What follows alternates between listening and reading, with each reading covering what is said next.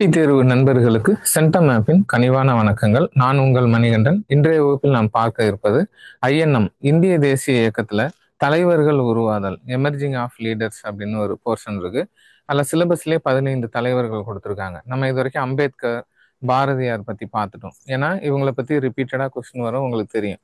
இந்த பெயர்கள் இல்லாத கொஸ்டின் பேப்பரே இருக்காது. இந்த வரிசையில அடுத்து நம்ம பார்க்க போறது யார் அப்படின்னா கர்ம வீரர் காமராஜர். ஓகேவா? இவரை பத்தி பார்க்க போறோம். அதுக்கு முன்னால உங்களுக்கு ஒரு இன்ட்ரடக்ஷன் கொடுத்துட்றேன். என்ன அப்படின்னா, தலைவர்கள் பல விதம், பல ரகம். நிறைய தலைவர்கள் இருப்பாங்க. எப்படின்னா அரசியல் தலைவர்கள், சமய தலைவர்கள், அப்புறம் போராட்ட தலைவர்கள், இப்படி நிறைய இருப்பாங்க. இதுல சுதந்திர போராட்டம்னு ஒண்ணு நமக்கு வந்ததுனால பல தலைவர்களை நான் அதை அடையாளப்படுத்தியது. இப்போ சுதந்திர போராட்டம்னு இல்லைன்னா நமக்கு எப்படி தலைவர்கள் தெரிஞ்சிருப்பாங்க, எப்படி தலைவர்கள் உருவாகி இருப்பாங்க, எல்லாருமே அடிமையா வாழ்ந்திருப்பாங்க. அந்த மாதிரி ஒவ்வொரு தலைவருமே ஒரு ரகமா இருப்பாங்க. அந்த வரிசையில பாத்தீங்கன்னா காமராஜர், இவரை பத்தி நம்ம பார்த்தோம் அப்படின்னா, அதான் நீங்க பொதுவா சிலர் புக்ஸ் படிக்கிறவங்க இந்த ஆட்டோபயோகிராஃபி, பயோகிராஃபி அதை விரும்பி படிப்பாங்கன்னா, ஒவ்வொரு மனிதருக்கும் ஒரு தனித்துவமான குணம் இருக்கு. இப்ப தலைவர்களே நம்ம படிக்கும்போது ஒவ்வொருத்தரும் ஒவ்வொரு இதா இருக்கு பாத்தீங்களா, ஒவ்வொரு இதுல இருக்கும் ஒவ்வொரு தலைவர்களோட செயல்முறை, செயல்பாடுகள். ஆனா எல்லாரும் தலைவர் தான். காந்தியும் தலைவர், நேரு தலைவர், நம்ம நேதாஜி சுபாஷ் சந்திர போஸ் தலைவர் தான்.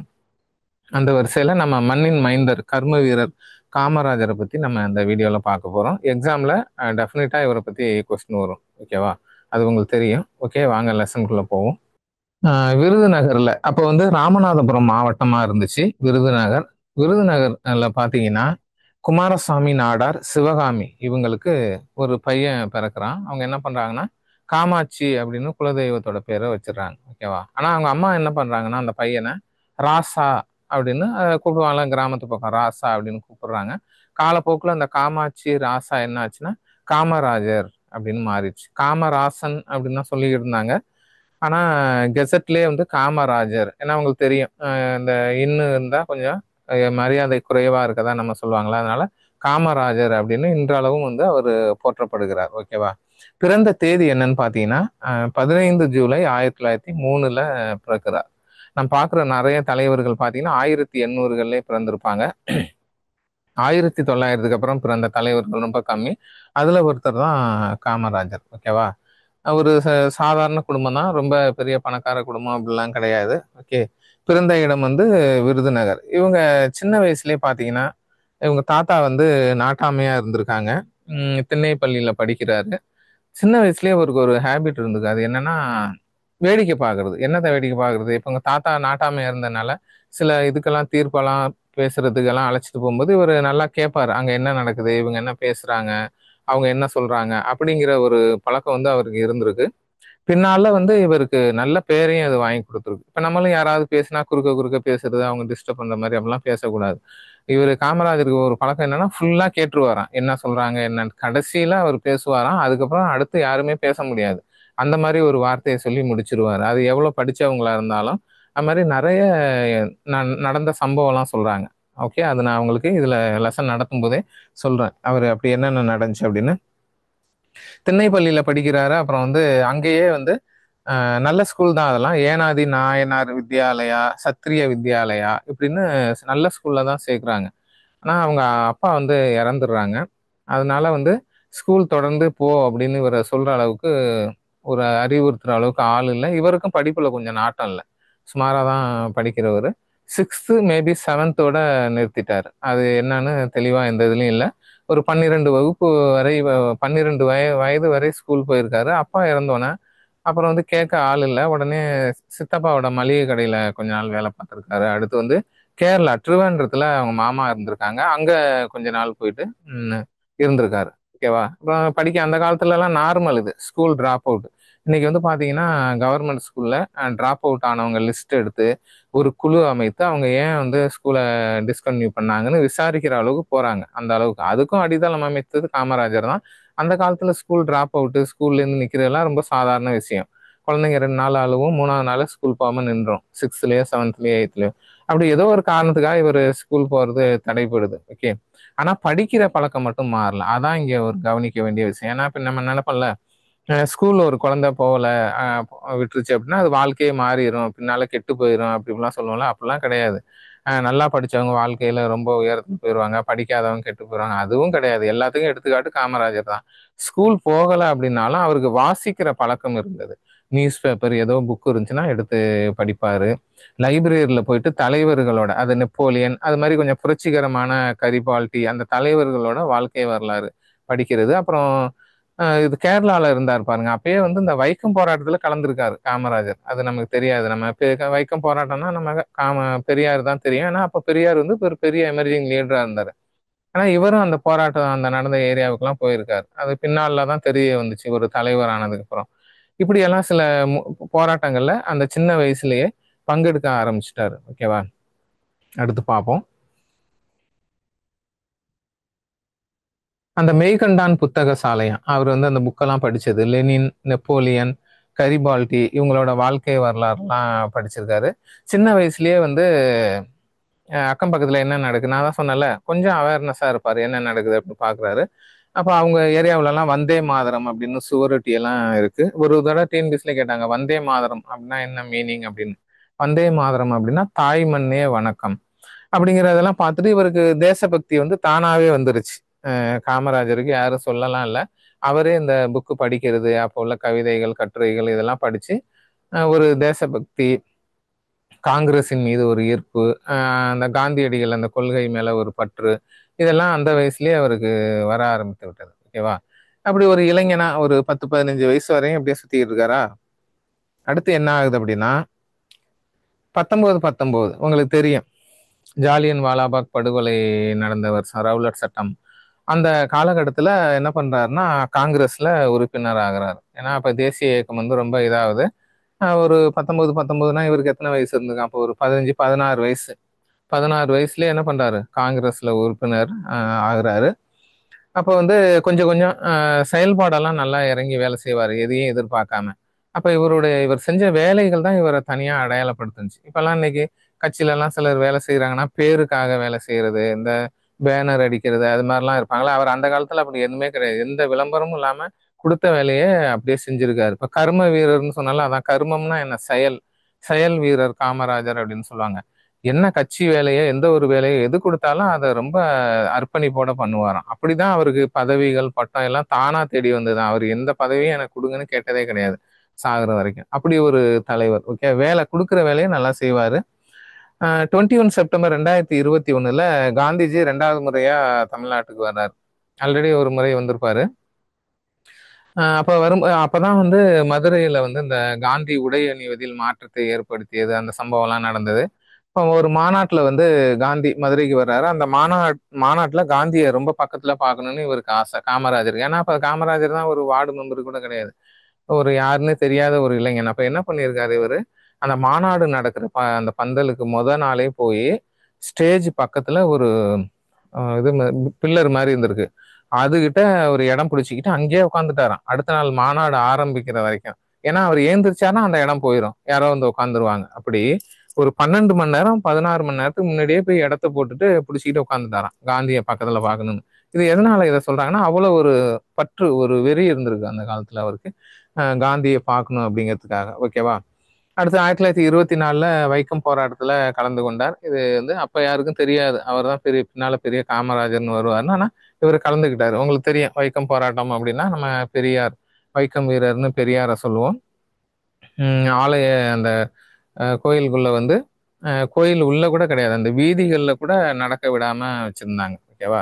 ரோசா புத்துரை அவரும் இது பண்ணியிருக்காரு. அதாவது கேரளாவிலையும் சிலர் முன்னெடுத்திருப்பாங்க அந்த ஆலய நுழைவு போராட்டத்துக்காக. அவங்கள மறைமுகமா என்ன பண்ணிடுவாங்க, அட்டாக் பண்ணி பயமுறுத்தும் போது அந்த தலைவர்கள் பின் வாங்குவாங்க. ஆனா தமிழ்நாட்டில இருந்து போன பெரியார் பின் வாங்காம சாதிச்சுட்டு வருவார். அதனாலதான் வைக்கம் வீரர். இப்ப கூட சமீபத்துல 100வது இது வந்துச்சு ஆண்டு பாத்தீங்களா, 1924 2100வது நினைவு தினம் வந்துச்சு. தமிழ்நாட்டில இருந்து கூட நிறைய பேர் வைக்கம் வந்து வேன் எல்லாம் எடுத்துட்டு போனாங்க. ஓகேவா? நூற்றாண்டு விழா வந்துச்சு வைக்கம்க்கு.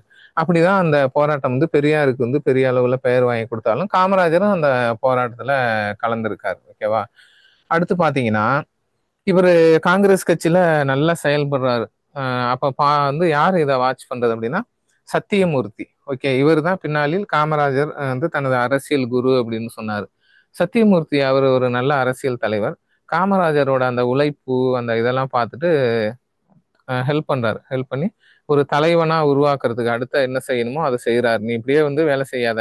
ஏன்னா நம்ம ஊர் பக்கம் பார்த்துருப்போம், சிலர் வந்து நல்லா வேலை செய்வாங்க, நல்லா மாடு மாதிரி வேலை செய்யறான் அப்படின்னு சொல்லுவாங்க. ஆனா வந்து ஒரு தலைமை பண்பு இருக்காது, அவங்க அப்படியே கடைசி வரையும் இருந்துருவாங்க. அந்த மாதிரி இல்லாம இவர் என்ன பண்றாருன்னா மெருகேற்றுறாரு. அதனாலதான் என்ன சொல்லுவாரு, சத்தியமூர்த்தியை வந்து அரசியல் குரு அப்படிம்பாங்க. வெள்ளி நாக்கு நாவலர் அப்படிங்கிற ஒரு சிறப்பு பெயரும் சத்தியமூர்த்திக்கு இருக்கு. ஓகேவா? வெள்ளி நாக்கு நாவலர் அப்படிம்பாங்க. இன்னைக்கு தமிழ்நாடு காங்கிரஸ் அந்த ஆபீஸ் இருக்குல்ல, மாளிகை, அதுக்கு வந்து சத்தியமூர்த்தி பவன் அப்படின்னு பேர் வச்சிருக்காங்க. இந்த சத்தியமூர்த்தி வந்து நல்லா ஹெல்ப் பண்ணி காமராஜரை ஒரு அடுத்த கட்டத்துக்கு கொண்டு வர்றாரு. ஆனா 1943லயே அந்த சத்தியமூர்த்தி இறந்துருவாரு. ஓகேவா? அடுத்து காமராஜர் வந்து அடுத்து எப்படியெல்லாம் ஒரு தலைவரா உருவாகிறார் அப்படிங்கிறத பார்க்கணும். அடுத்து 1927ல பாத்தீங்கன்னா நீலன் இல்ல நீல் சிலை அகற்றும் போராட்டம் அப்படின்னு சொல்லுவாங்க, தமிழ்நாட்டில் நடந்துச்சு. இந்தியர்களுக்கு அதிக தீங்கு விளைவித்த ஒரு ஆங்கிலேய கர்னலுக்கு வந்து அங்க மவுண்ட் ரோட்ல சிலையை வச்சிருவாங்க. அதை அப்புறப்படுத்தணும் அப்படின்னு சொல்லி போராட்டம் பண்ணி நீதி கட்சி வந்தோன்னா அதை எடுத்துட்டு போய் உள்ள வச்சிருவாங்க. ஓகேவா? அந்த மாதிரி ஒரு போராட்டத்துல இவர் வந்து காமராஜர் பங்கெடுத்திருப்பார். உங்களுக்கு டிஎன்பிசில கேட்டிருக்காங்க, நீல் சிலை அகற்றும் போராட்டம் எந்த வருடம்னா 1927. ஓகேவா? அடுத்து ஒரு போராட்டம் காமராஜர் பங்கெடுத்த ஒரு முக்கியமான போராட்டம்னா சைமன் குழு போராட்டம். உங்களுக்கு தெரியும், கோ பேக் சைமன் அப்படிங்கிற வாசகம் அந்த காலத்துல ரொம்ப ஃபேமஸா இருந்துச்சு. 1927ல முதல் உலக போருக்கு பின் இந்தியாவில் உள்ள சட்டத்திட்டங்கள் எப்படி இருக்கு அப்படிங்கிறத பார்க்கறதுக்காக சைமன் குழுன்னு ஒன்று அனுப்புறாங்க அங்கிருந்து. அதுல இந்தியர்கள் யாரும் இல்லைன்னு தெரிஞ்ச உடனே இந்தியர்கள் புறக்கணிக்கிறாங்க. 1927ல இங்கிலாந்துலேருந்து கிளம்பி 1928ல மும்பை வந்துச்சு சைமன் குழு. 1929ல தமிழகம் வந்துச்சு. அப்ப இந்தியா முழுவதும் போராட்டம் நடக்கும்போது காங்கிரஸ் கட்சி என்ன பண்றாங்க, தமிழ்நாட்டிலையும் சைமன் குழு எதிர்ப்பு போராட்டம் வந்து நடக்குது. ஓகேவா? அந்த போராட்டத்திற்கு தலைமை தாங்கியவர் யாருன்னா சத்தியமூர்த்தி. ஒரு தடவை கேட்டாங்க, தமிழகத்தில் சைமன் குழு எதிர்ப்பு போராட்டத்துக்கு தலைமை தாங்கியவர் யார் அப்படின்னா சத்தியமூர்த்தி. ஒரு ப்ரீவியஸ் இயர் கொஸ்டின், இது காமராஜரோட தொடர்புடையது அப்படிங்கிறதுனால நான் இது கேட்டிருக்கேன். ஓகேவா? அடுத்து 1929ல தான் காங்கிரசின் முழு நேர அந்த உறுப்பினர் ஆகிறாரு. ஆனா 1919லயே காங்கிரஸ்ல சேர்ந்திருப்பாரு. 10 வருஷம் ஆச்சு அவருக்கு ஒரு காங்கிரஸ்ல ஒரு அந்தஸ்தோட ஒரு உறுப்பினர் ஆகுது. அது வரைக்கும் எப்படி வேலை செஞ்சிருக்காரு பாருங்க. அதுதான் காமராஜர்கிட்ட ஒரு பிடித்த குணம். எதையுமே எதிர்பார்க்க மாட்டாரு, சொல்ற வேலையை அவர் பாட்டுக்கு செஞ்சுக்கிட்டே இருப்பாரு. 1930ல வந்து சட்ட மறுப்பு இயக்கம் வருது. ஓகேவா? சட்ட மறுப்பு இயக்கத்துல ஒரு பார்ட்டு தான் அவங்களுக்கு வந்து உப்பு சத்தியாகிரகம். ஓகே, அந்த உப்பு சத்தியாகிரகத்துல அவங்களுக்கு தெரியும், இந்தியா முழுவதும் உப்பு சத்தியாகிரகம் நடந்தது. காந்தியடிகள் வந்து தண்டி சபர்மதியிலேருந்து தண்டி போயிருப்பாரு. கேரளால கேலப்பன், கேரளத்தின் காந்திமாங்க கேலப்பன் இது பண்ணியிருப்பாரு. சென்னையில பிரகாசம் உப்பு எடுத்திருப்பாரு. இங்க திருச்சியிலேருந்து வேதாரண்யம் யாரு போனது, ராஜாஜி போவார், உங்களுக்கு தெரியும். அதுல வந்து 98 பேருமாங்க 100 பேருமாங்க புக்ல மாத்தி மாத்தி கொடுக்குது. 98 100 ரெண்டுமே கரெக்ட். ஆனா இந்த 100 பேர்ல வந்து ராஜாஜி தலைமையில போனாங்களா, அதுல காமராஜரும் ஒருத்தர். ஓகேவா? நாமக்கல் கவிஞர் ராமலிங்கம் பிள்ளை வந்து கத்தி இன்றி ரத்தம் இன்றின்னு அந்த பாட்டு பாடிட்டு போனாருன்னு சொல்லுவாங்களா, 98 பேரு. அப்ப வந்து தோர்ன் அப்படிங்கிற தஞ்சாவூர் கலெக்டர் வந்து இவங்க வந்து நடந்து போனாங்க தஞ்சாவூர்ல இருந்து, திருச்சியிலேருந்து தஞ்சாவூர் வந்து, தஞ்சாவூர்ல இருந்து கும்பகோணம் ரூட்ல வந்து, கும்பகோணம் ரூட்ல இருந்து இப்படி வந்திருப்பாங்க நீடாமங்கலம் ரூட்டு. ஓகே, அந்த ரூட்ல வந்து வேதாரண்யம் எப்படி போயிருப்பாங்க திருப்பூண்டி வழியா. இந்த ரூட்ல எல்லாம் வந்து யாரும் அவங்களுக்கு சாப்பாடு தண்ணி எல்லாம் கொடுக்க கூடாதுன்னு சொல்லியிருப்பாங்கல்ல, அந்த ரூட்ல தான் அவங்க போயிருப்பாங்க. இந்த போராட்டத்துல என்னன்னா கைது எல்லாருமே 98 பேரையும் அரெஸ்ட் பண்ணுவாங்க. இங்க வேதாரண்யத்துல அரெஸ்ட் பண்ணி எங்க ஜெயில போடுவாங்க, அலிப்பூர். இதை டிஎன்பிசிலே கேட்டிருக்கான். அலிப்பூருங்கிறது கொல்கத்தால இருக்கு, வெஸ்ட் பெங்கால்ல. அங்க அனுப்பிடுவாங்க. ஓகேவா? செக்ஸ் எல்லாம் சொல்லிதான் கைது பண்ணுவாங்க. பிரிவு 74 வந்து அரசோட விதியை மீறுறது. ஓகேவா? அந்த பிரிவின்படி கைது பண்ணியிருப்பாங்க. அலிப்பூர் சிறையில வச்சிருவாங்க. ஓகே, அடுத்து வந்து ஃபுல்லா இந்தியா ஃபுல்லாவே ஒரு போராட்ட களமா இருக்கும். பிரச்சனை வந்து போயிட்டே இருக்கும். அடுத்து ஆங்கிலேயர்கள் என்ன பண்ணுவாங்கன்னா, இந்தியர்களை வந்து கொஞ்சம் அமைதிப்படுத்தணுங்கிறதுக்காக வட்டமேஜை மாநாட்டுக்கு வந்து கூப்பிடுவாங்க. 1930, 31, 32ல வட்டமேஜை மாநாடுகள் நடத்துவாங்க. அப்போ முதல் வட்டமேஜை மாநாட்டை வந்து காங்கிரஸ் காந்தியடிகள் புறக்கணித்தனர், நமக்கு தெரியும். அம்பேத்கர், இரட்டைமலை சீனிவாசன் அவங்கெல்லாம் கலந்துக்கிட்டாங்க. காங்கிரஸ் இல்லாத ஒரு வட்டமேஜை மாநாடு வந்து ஆங்கிலேயர்களுக்கே திருப்தியா இல்லை. ஓகேவா? ஏதோ ஒன்று மிஸ் ஆகுற மாதிரி இருக்கு இது அப்படின்னு சொல்லிட்டு 2வது வட்டமேஜை மாநாட்டுக்கு காங்கிரஸ் காந்தியடிகளை எப்படியாவது வர வைக்கணும் அப்படின்னு முடிவு பண்ணிட்டு என்ன பண்றாங்கன்னா, லார்டு இர்வின் என்ன பண்றாரு, காந்தியோட ஒரு ஒப்பந்தம் போடுறாரு. 5 மார்ச் 1931 வந்து காந்தி இர்வின் ஒப்பந்தம். டேட் எல்லாம் பார்த்துங்க, எழுதி வச்சிங்க. வித் டேட்டோட இந்த ஈவெண்ட்லாம் உங்களுக்கு தெரியணும். காந்தி இர்வின் ஒப்பந்தம் அப்படின்னா என்னன்னா, காந்தியடிகள் வந்து நீங்க வட்டமேஜை மாநாடு கலந்துக்கணும்னா இவர் கண்டிஷன் சொல்றாரு. நான் வர்றேன், லண்டன்ல நடக்குது, நான் வருவேன். ஆனா சில கண்டிஷன் என்னன்னா, எங்க தொண்டர்கள் தலைவர்கள் கைதானவங்களை விடுவிக்கணும். எப்படி கைதானவங்க அப்படின்னா, கிரிமினல் குற்றங்கள் செய்யாம கைதானாங்களா? இப்ப காமராஜர்லாம் என்ன கிரிமினல் குற்றம் எதுவும் செய்யல, அது மாதிரி ரிலீஸ் பண்ணும். ஆனா கிரிமினல் குற்றங்கள் செஞ்சவங்களை நீங்க விட வேண்டாம்னு காந்தியே சொல்லிட்டார். அதுலதான் நம்ம நம்ம இப்ப இவர் இருக்கார்ல, 23 மார்ச் 1931 தூக்கில் தொங்க விடப்பட்ட பகத்சிங், சுக்தேவ், ராஜ்குரு, அவங்கள காந்தியடிகள் நினைச்சிருந்தா அவங்களையும் விடுதலை பண்ணியிருக்கலாம் அப்படின்னு ஒரு குற்றச்சாட்டு இருக்கு. ஓகேவா? இவர் என்ன சொல்லிடுவாருன்னா, கிரிமினல் குற்றங்களை ஈடுபட்டவங்கள நீங்க ஜெயிலே போட்டுருங்க, வெளியே விட வேண்டாம், ஆனா மற்றவங்கள விடுங்க அப்படின்னு சொன்ன அந்த இதுபடி அலிப்பூர் சிறையிலிருந்து 1931 காமராஜர் என்ன பண்றாரு, விடுவிக்கப்படுகிறார். ஓகேவா? காந்தி இர்வின் ஒப்பந்தத்தின்படி. அடுத்து பாத்தீங்கன்னா 1933 ஸ்ரீவில்லிபுத்தூர் காவல் நிலையத்துல வெடிகுண்டு வெடித்தது. அதற்கு காமராஜரை கைது பண்றாங்க. ஏன்னா காமராஜர் உங்களுக்கு தெரியும், அவருடைய செயல்கள், அடுத்து அவர் பார்க்க வந்து கம்பீரமா இருப்பாரு. அப்ப என்ன, இவர் ஒரு மிதவாதி தான் கிட்டத்தட்ட. காமராஜர் தீவிரவாத அந்த இதுல கிடையாது. ஏன்னா அவங்களுக்கு தெரியும், மிதவாதிகள், தீவிரவாதிகள், அதி தீவிரவாதிகள்லாம் இருந்தாங்க. அதி தீவிரவாதிகள் யாருன்னா வாஞ்சிநாதன், பகத்சிங், இவங்கெல்லாம் வந்து என்னது, டைரக்டா மர்டர் பண்றவங்க அதி தீவிரவாதிகள். ஆனா புரட்சிகரமா பேசி பயங்கரமா இது பண்ணுவாங்க, ஆனா பெருசா ஒன்றும் பண்ண மாட்டாங்க, அவங்க தீவிரவாதிகள். மிதவாதிகள் அப்படிங்கிறது அவங்களுக்கு நல்லா தெரியும், காந்தியடிகள் போல அகிம்சை இதுல இருக்கிறவங்க. அந்த இதுல தான் இருப்பாரு. ஆனா இவரை பார்த்தாலே கைது பண்ணுவாங்க. இப்படிதான் கிட்டத்தட்ட 11 வருஷம் ஜெயில்ல இருந்திருப்பாரு காமராஜர். ஓகேவா? எல்லாமே தெரியும். சுதந்திர போராட்ட காலத்துல எப்படி வேணாலும் கைது பண்ணலாம். அந்த மாதிரி 11 வருஷம் ஜெயில்ல வந்து அவர் இருந்தாரு. அடுத்து 1937 சாத்தூர் தொகுதி சட்டமன்ற உறுப்பினராக தேர்ந்தெடுக்கப்பட்டார். உங்களுக்கு தெரியும், இந்த பொது தேர்தலில் தான் நீதி கட்சி வந்து என்னாச்சு, படுதோல்வி அடைந்தது. காங்கிரஸ் அமோக வெற்றி பெற்றது. இது இரண்டாம் உலக போர் ஆரம்பிக்கும் போது இந்த ராஜாஜி இதுலயும் என்ன பண்ணிடுவாங்க, பதவி விலகி அமைச்சரவையை கலைச்சிருவாங்க. சாத்தூர் தொகுதியில சட்டமன்ற உறுப்பினராக தேர்ந்தெடுக்கப்பட்டார். ஏன்னா டிஎன்பிசில கேட்கலாம், 1937 எந்த தொகுதியில் இருந்து காமராஜர் சட்டமன்ற உறுப்பினராக தேர்ந்தெடுக்கப்பட்டார்னு சொல்லிட்டு சாத்தூர், விருதுநகர், அடுத்து ஸ்ரீவில்லிபுத்தூர், இப்படி எது வேணாலும் கொடுக்கலாம். ஏன்னா இது எல்லா தொகுதியுமே இவர் இருந்ததுதான். ஓகேவா? அடுத்து பாத்தீங்கன்னா 1939 தமிழ்நாடு காங்கிரஸ் கட்சியின் தலைவராக தேர்ந்தெடுக்கப்பட்டார். ஓகே, கிட்டத்தட்ட சின்ன வயசுலயே 36 வயசுலயே தமிழ்நாடு காங்கிரஸ் கட்சி தலைவருங்கிற ஒரு பெரிய பதவி வருது. ஏன்னா சத்தியமூர்த்தியை வந்து என்ன பண்றாரு, இவருக்கு ரெக்கமெண்ட் பண்றாரு. இந்த பதவியிலேயே ஒரு கிட்டத்தட்ட 12 வருடங்கள் இருந்தாரு. 14 15 வருடங்கள் அப்படிங்கிறாங்க. ஆனா நம்ம தமிழ் புக்ல வந்து 12 வருடங்கள் இந்த தமிழ்நாடு காங்கிரஸ் தலைவர் பதவியில நீடித்தார் அப்படின்னு இருக்கு. அடுத்து என்ன ஆகுது அப்படின்னா, 1940 இப்போ ஒரு பெரும் தலைவர் ஆயிட்டாரு. அடுத்து வந்து தனிநபர் சத்தியாகிரகம் அப்படின்னு அடுத்த போராட்டம் ஒன்று கொண்டு வராங்க. அது வந்து தமிழ்நாட்டின் முதல் தனிநபர் சத்தியாகிரகின்னு கேட்டாங்கன்னா டிஎஸ்எஸ் ராஜன். ஓகே, இந்தியாவுக்கே அப்படின்னு பார்த்தீங்கன்னா வினோபா பாவே, இந்தியாவின் முதல் தனிநபர் சத்தியாகிரகி. இப்படி எல்லாம் டிஎன்பிஎஸ்ல கொஸ்டின் கேட்டிருக்காங்களா? இந்த தனிநபர் சத்தியாகிரகம் இது சம்பந்தமா காந்தியடிகளை சந்தித்து பேசுறதுக்காக இவர் என்ன பண்றாருன்னா வார்தா, ஏன்னா காந்தியடிகளோட ஆசிரமம் ஃபர்ஸ்ட் வந்து சபர்மதி அவரோட ஆசிரமமா இருந்திருக்கும், அடுத்து ஷிஃப்ட் பண்ணிடுவாரு வார்தாவுக்கு. அங்க காந்தியை சந்திக்க போகும்போது ரயில் நிலையத்திலேயே கைது பண்ணிடுவாங்க. வார்தா சென்று காந்தியை யாரு காமராஜர் சந்தித்தார்னே ஒரு வருஷம் கேட்டாங்க. ஆனா கைது பண்ணிடுவாங்க காமராஜரை. ஓகேவா? அடுத்து 1940 தனிநபர் சத்தியாகிரகத்தின் போது காங்கிரசின் தலைவராக இருந்தவர் யாருன்னு ஒரு வருஷம் கேட்டாங்க. அது யாரு? காமராஜர் தான். ஏன்னா 12 வருடம் இருந்திருப்பாரு 39ல இருந்து. ஓகேவா?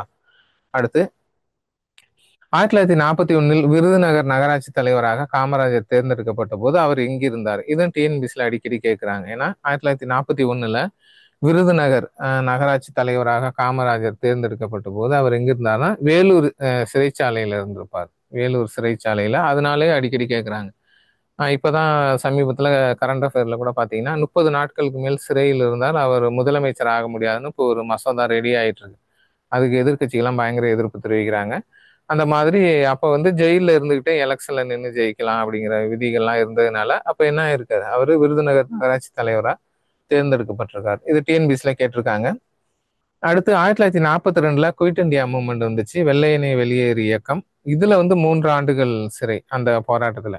அமராவதி சிறையில வந்து அடைக்கப்படுகிறார். ஓகேவா? இப்படி வந்து தொடர்ந்து ஏதோ ஒரு காரணத்துக்காக ஆங்கிலேயர் கைது பண்ணி ஒரு சிறையில் அடைப்பாங்க. ஓகே. இந்த இது டிஎன்பிசில கேட்டிருக்காங்க. வெள்ளையனே வெளியேறு போராட்டத்தின் போது காமராஜர் எந்த சிறையில் அடைக்கப்பட்டார்னா அமராவதி சிறை ஆந்திரால இருக்கு. லோக்கல்லே கிடையாது. எப்ப பார்த்தாலும் கைது பண்ணா சவுத்துல உள்ளவங்கள நார்த்து கொண்டு போயிருவாங்க, நார்த்ல உள்ளவங்கள சவுத்து கொண்டு வந்துருவாங்க ஆங்கிலேயர்கள். ஓகேவா? அடுத்து பாருங்க. இதுவும் டிஎன்பிசில வந்து கேட்குறாங்க. 1947 இந்தியா சுதந்திரம் அடைந்த போது சத்தியமூர்த்தி வீட்டில் தேசிய கொடியை ஏற்றினார். இந்தியா சுதந்திரம் அடைந்த போது காமராஜர் எங்கு தேசிய கொடியை ஏற்றினார் அப்படின்னு கேட்பாங்க. அவர் சத்தியமூர்த்தி வீட்டில் தான் போய் ஏற்றிருப்பார். ஓகே. அவர் நினைச்சிருந்தா இங்கே கூட ஏற்றிருக்கலாம். காங்கிரஸ் அந்த சத்தியமூர்த்தி பவன் இருக்கு பாருங்க, அங்க கூட ஏத்திருக்கலாம். ஆனா அவர் வீட்டுல போய் ஏத்துவாரு. ஏன்னா அவருக்கு மரியாதை செய்யும் விதமா.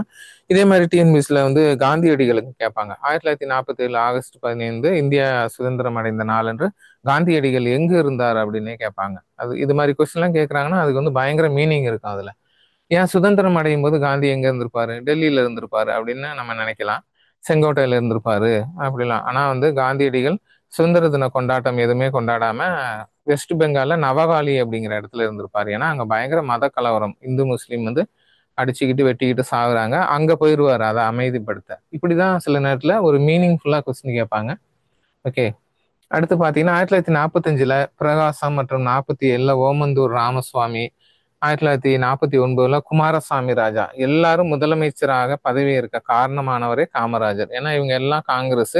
இவர் என்ன பண்ணுவாரு, காங்கிரஸ் தலைவரா இருக்காரு. எப்பயுமே இவர் வந்து தமிழ்நாட்டோட முதலமைச்சராகனு ஆசைப்படல. நினைச்சிருந்தா சுதந்திரத்துக்கு முன்னே ஆயிருக்கலாம் காமராஜர். புரியுது அவங்களுக்கு? நல்லா பாத்துங்க. 1945 பிரகாசம், 47 ஓமந்தூர் ராமசுவாமி சுதந்திரம் அடைந்த போது. அதுக்கப்புறம் இடைக்கால அரசு இருந்துச்சுல, அதுல வந்து 1949 குமாரசுவாமி ராஜா இவங்கெல்லாம் முதலமைச்சராக இருப்பாங்க. அடுத்து 1952 முதல் பொது தேர்தல் நடக்கும்ல, அதுல வந்து என்ன ஆகும்னா காங்கிரஸ் அமோக வெற்றி பெறும். அப்போ வந்து வெற்றி பெறாமலே மேலவை உறுப்பினராக இருந்த ராஜாஜி வந்து தமிழ்நாட்டோட சிஎம்மா வருவார். ராஜாஜி வந்து தமிழ்நாட்டோட சிஎம், முதல் சிஎம்மா வருவார் சுதந்திரத்துக்கு பிறகு. அவர் வந்து தமிழ்நாட்டோட சிஎம்மா வர வேண்டிய ஆளே கிடையாது. அவர் வந்து குடியரசுத் தலைவர் ஆக வேண்டியவர் ராஜாஜி. ஆனா ஒரு சில அரசியல் காரணம், அவர் செய்த ஒரு சில செயல்களால அவருக்கு குடியரசுத் தலைவர் பதவி கொடுத்திருக்க மாட்டாங்க. ஆனா வந்து அவர் வெஸ்ட் பெங்காலோட கவர்னரா இருந்திருப்பாரு. இந்தியாவோட சுதந்திர இந்தியாவின் வைஸ்ராய் அந்த போஸ்ட்லயும் இருந்திருப்பாரு. நார்த்ல வந்து ராஜாஜிக்கு எதிர்ப்பு இருந்திருக்கு. ஏன்னா அந்த வெள்ளையனே வெளியேறு போராட்டத்தின் போது அவர் வந்து அதை ஆதரித்திருக்க மாட்டார், ஆதரிக்காம சப்போர்ட் பண்ணியிருப்பாரு. கிரிப்ஸ் தூதுக்குழு வந்து காந்தியடிகளை எதிர்த்திருப்பாரு. ஓகேவா? பின்தேதியிட்ட காசோலை அப்படின்னு அதை வந்து ஆதரிச்சிருப்பாரு. இப்படி ஒரு சில அவர் சின்ன ஒரு சின்ன சின்ன தவறுகள்னு வச்சுங்களேன், அதை வந்து மென்ஷன் பண்ணி அவரை பிரசிடென்ட் ஆக்க விட்டுருக்க மாட்டாங்க. ஓகே. இத்தனைக்கும் காந்தியடிகள் வந்து என்னோட மனசாட்சி அப்படின்னு ராஜாஜியை சொல்லியிருப்பாரு. ராஜாஜியும் காந்தியடிகளும் சம்பந்தின்னு சொல்லுவாங்களா, அந்த மாதிரி. காந்தி பையனை தான் ராஜாஜி பொண்ணுக்கு மேரேஜ் பண்ணியிருக்காங்க. எப்ப காந்தி வந்தாலும் ராஜாஜி வீட்டுல தான் தங்குவார். ஆனா இந்த ஒரு சின்ன சின்ன பிரச்சனையினால சுதந்திரத்துக்கு பிறகு அவரு தமிழ்நாட்டின் முதலமைச்சர் கேட்டு வாங்குற அளவுக்கு அவர் நிலைமை ஆயிரும். ஓகே. தமிழ்நாட்டின் முதலமைச்சரா வந்த பிறகு அவர் என்ன பண்ணிடுவார்னா காங்கிரசின் கொள்கைகளை செயல்படுத்துறதுல கொஞ்சம் தீவிரமா இருப்பாரா, அதுல பிரச்சனை வந்துடும். எப்படின்னா அந்த மும்மொழி இந்தியை வந்து கொண்டு வருவது தமிழ்நாட்டில். அப்போ இந்தி எதிர்ப்பு போராட்டம் வந்துடும். அடுத்து பெரிய ஒரு தப்பு பண்ணுவாரு, குலக்கல்வி திட்டம்னு. ஓகேவா? காலையில ஸ்கூலுக்கு போகணும், மதியானத்துக்கு மேல அவங்க அப்பா என்ன வேலை செய்யறாங்களோ அந்த வேலையை தான் செய்யணும். இதுதான் பயங்கர எதிர்ப்பாகி அவர் 1954 சொந்த கட்சியிலேயே காமராஜர் காங்கிரஸ்ல இருந்தே எதிர்த்துருவாரு ராஜாஜியை. அப்படிதான் வந்து 1954 அவர் வந்து இப்ப காங்கிரஸை விட்டு வெளியேறி முதலமைச்சர் பதவியை தொடர்ந்துருவார் ராஜாஜி. அதன் பிறகு காமராஜர் வேற வழி இல்லாம தமிழ்நாட்டோட முதலமைச்சர் ஆவார் 1954 ஏப்ரல் 13. அதுல இருந்து 9 வருடம், அதுக்கப்புறம் 3 பொது தேர்தல் வரும். எல்லாத்துலயுமே வெற்றி பெற்று இது பண்ணுவார். காமராஜர் எப்பயுமே அந்த ஒரு இது பண்ணுவாங்கல்ல, நாமினேஷன் பண்ணுவாங்களா, அதுல போகவே மாட்டார். மெம்பரா இருந்து ஜெயிச்சு தான் போவார். ஒரே ஒரு தேர்தலில் மட்டும் கடைசியில தோத்திருப்பார் காமராஜர். ஓகேவா? இதுதான் காமராஜரோட அந்த கொள்கை. எலெக்ஷன்ல நின்று ஜெயிச்சு தான் அந்த பொறுப்புக்கு வருவாரு. அப்ப மேலவை பதவி இருந்துச்சு. 1986 நவம்பர் 1 தான் மேலவை பதவி தமிழ்நாட்டில் ஒழிக்கப்பட்டது. உங்களுக்கு தெரியும். அது வந்து விதி சரத்து வந்து 169. ஓகே, அதை பாத்துங்க. எம்ஜிஆர் காலத்துல ஒழிச்சாங்க. எம்ஜிஆர் கூட மேலவை உறுப்பினரா இருந்துதான் சிஎம் ஆனார். ஆனா காமராஜர் அது மாதிரி வரல. எப்பயுமே எலெக்ஷன்ல நின்று தான் ஜெயிப்பார். ஓகே, அடுத்து பாருங்க. அடுத்து பெரியார் வந்து கொள்கையில மாறுபட்டிருப்பாரு. ஆனா காமராஜரோட நெருங்கிய நட்புல இருப்பாரு. எப்படின்னா கொடி கொளுத்தும் போராட்டம் அப்படின்னு பெரியார் வந்து ஹிந்தி மொழிக்கு எதிராக ஆரம்பிப்பாரு. காமராஜர் தான் ஒரு வாக்குறுதி கொடுத்து அந்த போராட்டத்தை வந்து வாபஸ் வாங்குவார். ஓகே, இது பண்ணாதீங்க, நான் பாத்துக்கிறேன் அப்படின்ட்டு. ஓகே. அடுத்து வந்து கான்ஸ்டியூஷன் அரசியலமைப்புல சில பிழைகள் இருக்குன்னா அரசியலமைப்பு கொளுத்தும் போராட்டத்தையும் பெரியார் ஆரம்பிப்பார். இப்படி வந்து எதிர்க்கட்சி தலைவர்கள் கூட மதிக்கிற அளவுக்கு காமராஜரோட செயல்பாடுகள் வந்து இருக்கும். அடுத்து பூண்டி நீர்த்தேக்கம், அது வந்து சென்னையோட அந்த குடிநீர் வாட்டர் ஸ்கேர்சிட்டி பிரச்சனைக்காக 1939 கட்டுறதுக்கு சத்தியமூர்த்தி ஏற்பாடு பண்ணியிருப்பாரு. ஆனா அவர் தான் 43 இறந்துருவாரா. ஆனா அந்த திட்டத்தை வந்து அடிக்கல் நாட்டி காமராஜர் வந்து ஃபினிஷ் பண்ணிடுவார். ஓகேவா, இப்படி நிறைய திட்டங்கள் செயல்படுத்தியிருப்பாரு.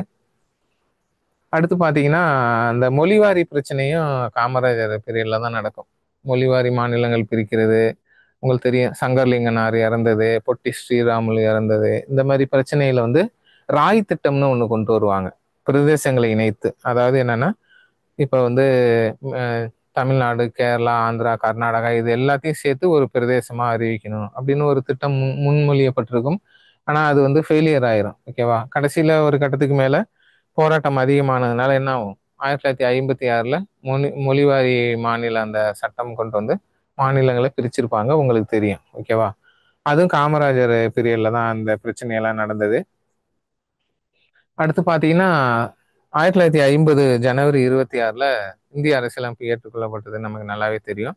ஆனா 1951 அடுத்த வருடமே சட்ட திருத்தம் வந்திருக்கும். முதல் சட்ட திருத்தம் எந்த வருடம்? 1951. அதுக்கு காமராஜரும் ஒரு காரணம் அப்படின்னு சொல்லுவாங்க. ஏன்னா அவரு சட்டமும் விதிகளும் மக்களுக்காக தான், ஆனால் மக்கள் சட்டத்திற்காகவும் விதிகளுக்காகவும் அல்ல அப்படின்னு அந்த கூற்று யாருடையனா காமராஜர். புரியுதா? சட்டம் விதி எல்லாமே மக்களுக்காக தான், மக்களை மீறி அது ஒன்றும் பெருசு கிடையாது. அப்ப சட்டத்தையும் விதிகளையும் மக்களுக்காக மாத்தணுமே தவிர மக்களை வந்து மாத்தக்கூடாது, நீ அட்ஜஸ்ட் பண்ணிப்போன்னு சொல்லக்கூடாது அப்படின்னு இந்த கூற்று ரொம்ப ஃபேமஸ் ஆனது. அப்படிதான் முதல் சட்ட திருத்தம் வந்ததா சொல்றாங்க. இது மாதிரி முதல் நாடாளுமன்ற தேர்தலில் இவருக்கு வந்து ஐடியாவே கிடையாது. காமராஜருக்கு வந்து சிஎம் ஆகணும் அந்த ஐடியாலாம் அவருக்கு கிடையாது. அவர் நாடாளுமன்ற உறுப்பினரா எலெக்ஷன்ல நின்று ஜெயிச்சிருப்பாரு. ஓகேவா, ஸ்ரீவில்லிபுத்தூர் தொகுதியில இருந்து ஜெயிச்சு அவர் டெல்லி பார்லிமெண்ட்டுக்கு போயிருப்பார். ஓகேவா, பார்லிமெண்ட்லயும் அவர் என்ன பண்ணியிருப்பாரு, நல்ல செயல்பாடுகள் நல்லா இருக்கும். அதனால்தான் அங்க பாராளுமன்றத்திலயும் அந்த வெண்கல சிலை வச்சிருக்காங்க காமராஜருக்கு. அது மாதிரி எல்லாருக்கும் வைக்க மாட்டாங்க. ஓகே, அந்த மாதிரி ஒரு தலைவர். மொத்தம் கிட்டத்தட்ட 11 ஆண்டுகள் வந்து அவர் சிறையில் இருந்திருக்காரு. அதிகம் இல்லைனாலும் இது அந்த காலத்துல அதிகம் தான். இப்ப பெரியார் வந்து சிறை பறவை அப்படிம்பாங்க. முத்துராமலிங்க தேவர் வந்து தன் வாழ்நாளில் 5/1 சிறையில் கழித்தார் அப்படின்னு சொல்லுவாங்க. அந்த வகையில் வந்து 11 வருடங்கள்லாம் அதிகம்தான் ஜெயில இருந்தது. ஓகேவா, அடுத்து வந்து சீஃப் மினிஸ்டரா ஆகிறாரு. உங்களுக்கு தெரியும், கிட்டத்தட்ட 9 வருடங்கள் சிஎம்மா இருக்காரு. நிறைய மாற்றங்களை கொண்டு வந்திருக்காரு. காமராஜர் மட்டும் இன்னும் ஒரு 10 வருடம் தமிழ்நாட்டை ஆண்டு இருந்தால் தமிழ்நாட்டோட நிலைமையே எங்கேயோ போயிருக்கும் அப்படின்னு சொன்னாங்க. ஓகேவா, அவராக தான் பதவி விலகிறார் 1963. அது நான் சொல்றேன் உங்களுக்கு. 1953 வந்து குலக்கல்வி திட்டத்தை கொண்டு வந்தாருன்னு சொன்னால ராஜாஜி, அது ரீஆர்கனைஸ்டு எஜுகேஷன் சிஸ்டம், அதை வந்து என்ன பண்றாரு, காமராஜர் கேன்சல் பண்றாரு. வந்த உடனே என்ன பண்றாரு, குலக்கல்வி திட்டத்தை கேன்சல் பண்றாரு. ஈவன் அது வந்து காங்கிரஸ் கொண்டு வந்ததுதான் குலக்கல்வி திட்டம். ஆனா அதை காமராஜர் எதுக்குறாரு. ஓகேவா, ஏன்னா அது சரியில்லை, தப்பு அப்படின்னு சொல்றாரு. ஓகே. அடுத்து பாத்தீங்கன்னா 13 ஏப்ரல் 1954 பதவி ஏற்கிறார் முதலமைச்சராக. திரும்ப 1957 அடுத்த பொது தேர்தல் வருது, 2வது பொது தேர்தல். அதுலயும் தமிழ்நாட்டோட சிஎம் ஆகுறாரு. திரும்ப 1962 3வது பொது தேர்தல், அதுலயும் தமிழ்நாட்டோட முதலமைச்சர் ஆகிறார். ஓகேவா, 62 67 வரைக்கும் இருந்திருக்கலாம். ஆனா அடுத்த வருஷமே ரிசைன் பண்ணிடுவாரு. அது என்னன்னு சொல்றேன். இப்படி 3 முறை நம்ம எலெக்ஷன்ல ஜெயிச்சுதான் 9 ஆண்டுகள் வந்து தமிழ்நாட்டின் முதலமைச்சராக இருந்திருப்பாரு. ஒரு தடவை கேட்டாங்க டிஎன்பிசில, காமராஜர் எத்தனை ஆண்டுகள் தமிழகத்தின் முதலமைச்சராக இருந்தார் அப்படின்னு. 7 ஆண்டுகள். 1954 குடியாத்தம் வேலூர் தொகுதியில் போட்டியிட்டு வெற்றி பெற்றார். இது என்ன கதை அப்படின்னா, 1954 ராஜாஜி பதவி விலகினதுக்கு அப்புறம் நீங்க இப்ப மேலவை உறுப்பினரா வந்து நீங்க சிஎம் ஆயிருங்க அப்படின்னு சொல்லுவாங்கன்னா, அவரு இல்ல நான் எலெக்ஷன்ல நின்று ஜெயிச்சே வர்றேன்னு சொல்லிதான் குடியாத்தம் தொகுதியில நின்று ஜெயிச்சு என்ன பண்ணிருப்பாரு, சிஎம்மாவே வந்திருப்பாரு. அடுத்து இவர் சிஎம்மா வர்றாரு. இவர் காங்கிரஸோட இதுதான், இவர் சிஎம் வரக்கூடாது அப்படின்னு சொல்லிட்டு ராஜாஜி தான் காங்கிரஸ்ல அவர் ஒரு டீம் வச்சிருக்காரு மூத்த தலைவர்களை. ஏன்னா தெரியும் உங்களுக்கு, ராஜாஜி வந்து அரசியல் சாணக்கியர் அப்படின்னே சொல்லுவாங்க. ஒரு மூத்த பெரிய தலைவர், காந்தியோட ரைட் ஹேண்டு. அப்ப அவருக்கு ஒரு பேக்கப் இருக்குல்ல கட்சியில. அவருடைய கொள்கையை ஃபாலோ பண்றாங்க. அவங்க வந்து காமராஜரை டைரக்டா எதிர்க்கிறாங்க. அப்ப காமராஜருக்கு எதிரா ராஜாஜி யாரை நிறுத்துறாரு அப்படின்னா, இந்த சுப்பிரமணியம் அப்படிங்கிறவரை நிறுத்தியிருப்பார். ஓகேவா? அப்படி நிறுத்தும்போது என்ன ஆகுது அப்படின்னா, சுப்பிரமணியம், இந்த வெங்கட்ராமன் இவங்கெல்லாம் ராஜாஜிக்கு ஆதரவா இருக்கிறவங்க. ஆனா இவரு தன்னை எதிர்த்து நின்னவங்களே அமைச்சரவையில சேர்த்துக்குவார். அது வந்து காமராஜரை ஆதரித்த ஒரு சிலருக்கு ரொம்ப கஷ்டமாயிரும். ஏன்னா நாங்க வந்து உங்களுக்கு எலெக்ஷன்ல சப்போர்ட்டா நின்று வேலை செஞ்சோம். ஆனா அமைச்சர் பதவி வந்து ராஜாஜி யாரு நிறுத்தி இருந்தாரோ அவருக்கே கொடுத்துருவாரு. தன்னை எதிர்த்தவர்களுக்கே அமைச்சர் பதவி கொடுப்பாரு. இப்பெல்லாம் அது மாதிரி சாத்தியமே கிடையாது. அந்த காலத்துல அது மாதிரி செஞ்சிருக்காங்க. அந்த காலத்துல என்ன பண்ணிருக்காங்கன்னா, அரசியல்லையும் வந்து நல்ல மனிதர்கள்லாம் இருந்திருக்காங்க. பணத்தை பார்க்காம இது மாதிரிலாம் இருந்ததுனாலதான் இப்படி காமராஜரால பண்ண முடிஞ்சுச்சு. ஓகேவா? நம்மளை எதிர்த்து எலெக்ஷன்ல நிக்கிறவனுக்கே நீங்க அமைச்சர் பதவி. இன்னைக்கெல்லாம் அது ஒரு பர்சன்டேஜ் கூட வாய்ப்பு கிடையாது. அன்னைக்கு செஞ்சிருக்காரு. இந்த சுப்பிரமணியத்துக்கு தான் வந்து துறையை மாத்தி கல்வி அமைச்சரா கொடுத்திருப்பாரு. பசுமை புரட்சி வந்தபோது பசுமை புரட்சியின் சிற்பின்னு சொல்லுவாங்களா, அது இந்த சுப்பிரமணியம் தான். இவரை தான் வந்து சொல்லுவாங்க. ஏன்னா அப்ப அவர் வேளாண் துறை அமைச்சரா இருந்திருப்பாரு. அப்ப வந்து இந்த தொழில்துறை அமைச்சரா இருந்த வெங்கட்ராமன் தான் பின்னாளில் இந்திய குடியரசுத் தலைவராகவும் மாறி இருப்பார். ஓகே, இவங்கெல்லாம் காமராஜர் கீழே வேலை பார்த்தவங்க. ஓகேவா? அடுத்து பாருங்க. தந்தை பெரியார் வந்து என்னதான் மாற்று கருத்து கொண்டவராக இருந்தாலும் காமராஜருக்கு எப்பயுமே ஒரு சப்போர்ட் இருந்துச்சு. ஒரு மேடையில வந்து காமராஜர் வந்து இப்படி பேசுறாரு. ஓகே, என்னன்னா இந்த ஜாதி இது சம்பந்தமா, தாழ்ந்த ஜாதி மருத்துவர் ஒருவர் ஊசி போட்டதால இவன் இறந்துட்டான் அப்படின்னு ஒரு ஆளை என்கிட்ட காட்ட முடியுமா? அல்லது ஒரு தாழ்ந்த ஜாதி என்ஜினியர் கட்டின ஒரு பில்டிங் வந்து இடிஞ்சு போச்சு அவர் கட்டினதுனால அப்படின்னு ஒரு இதை என்கிட்ட காட்ட முடியுமான்னு ஒரு மேடையில பேசியிருப்பாரு. இதை டிஎன்பிசி குரூப் ஒன்ல கேட்டாங்க. ஓகேவா? இதை பேசிய முதல்வர் யாருன்னா நிறைய பேர் தப்பு தப்பா ஆன்சர் பண்ணாங்க. ஏன்னா காமராஜர் இப்படிலாம் பேசியிருக்க மாட்டாருன்னு நினைச்சாங்க. ஆனா இது காமராஜர் பேசியது வீடியோ கூட வந்துச்சு. அதுக்கப்புறம் கொஸ்டின் கேட்டதுக்கு அப்புறம் தான் வீடியோ வந்துச்சு, அதுக்கு முன்னாடி வரல.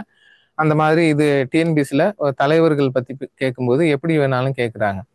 அடுத்து 5 ஆண்டு திட்டங்கள் உங்களுக்கு நல்லா தெரியும். 1951 1 ஏப்ரல்ல 5 இயர் பிளான் வந்து நேரு ஸ்டார்ட் பண்றாரு. ஓகேவா? அப்போ வந்து முதல் 5 ஆண்டு திட்டம் அப்படிங்கிறது வேளாண்மைக்கு முக்கியத்துவம் கொடுத்தது. 1951 to 56 அப்பயும் காமராஜர் தான் இருக்காரு. தமிழ்நாட்டின் முதலமைச்சரா இருக்காரா? அப்ப வேளாண்மைக்கு முக்கியத்துவம் அப்படின்னா அணைக்கட்டுகள் கட்டுறது, அந்த மாதிரி ஃபண்டு நிறைய ஒதுக்குனாங்க.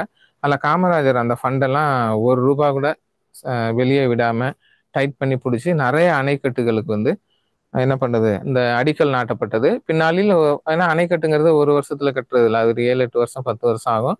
அந்த அணைக்கட்டு எல்லாமே இன்னும் கண்டிஷனா இருக்கு, ஒர்க் ஆயிட்டு இருக்கு. அது என்னென்ன அணைக்கட்டு அப்படின்னு நான் இதில் கொடுத்துருக்கேன், அதையும் ஜஸ்ட் பார்த்துங்க. இருந்தாலும் நிறைய அணைக்கட்டுகள் வந்து அவருடைய காலத்தில் கட்டப்பட்டது. 2வது 5 ஆண்டு திட்டம் வந்து அடுத்த 2வது 5 ஆண்டு திட்டத்துல என்ன பண்ணுவாங்கன்னா, தொழில்துறைக்கு முக்கியத்துவம் கொடுத்துருப்பாங்களா. அப்போ வந்து நிறைய கனரக தொழில்கள், இரும்பு எக்கு ஆலைகள் தமிழ்நாட்டில் திறக்கப்பட்டது. அந்த லிஸ்ட்டும் நம்ம பவர் பாயிண்ட்ல காட்டுவேன், அதையும் ஜஸ்ட் பார்த்துங்க. ஓகேவா? அது பார்த்தாலே உங்களுக்கு தெரியும், முக்கியமான ஆலைகள் தான் எல்லாமே.